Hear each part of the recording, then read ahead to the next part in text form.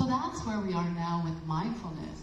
So it's not this woo-woo, it's scientifically based and very beneficial. And in the near future, my hopes are that having a mindfulness practice, even a short one, will be as common as brushing your teeth every day.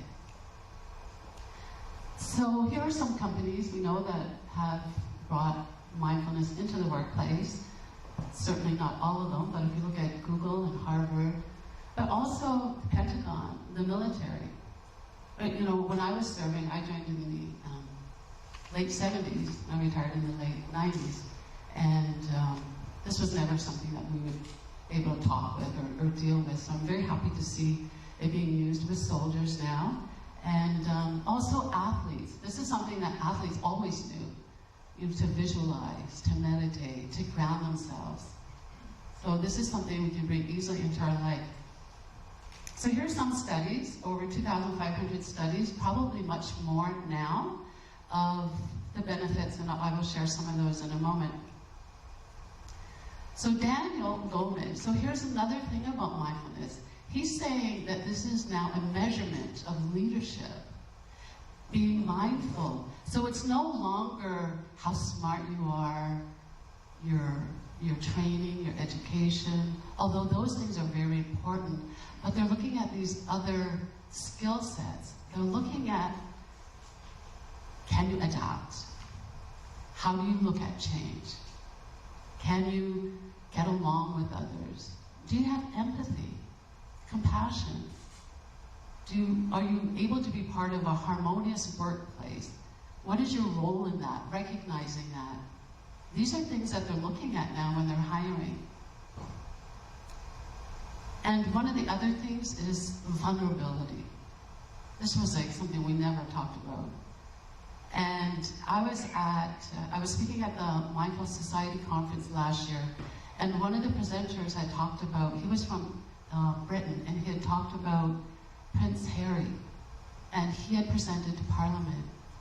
And he was able to be really honest and talk about depression and being vulnerable and not knowing what to do.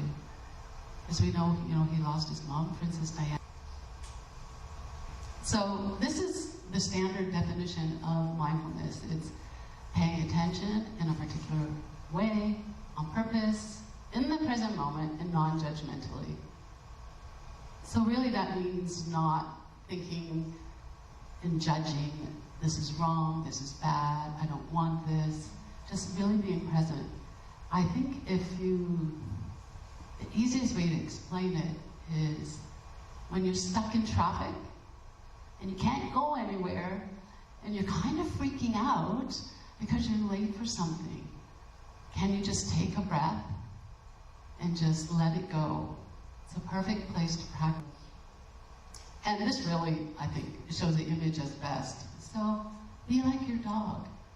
Not being in the future or worrying about the past. It's be like your dog.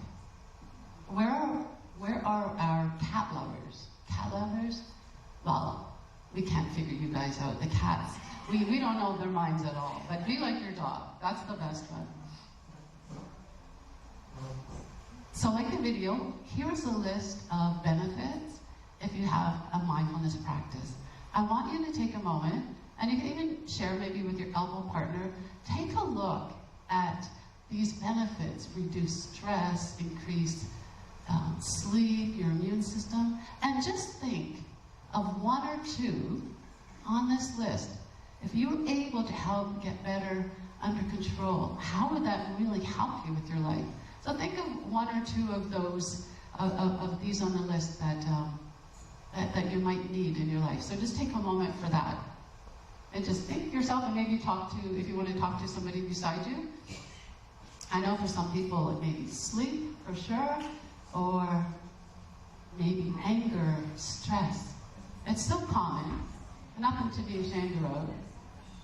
So just think for a moment.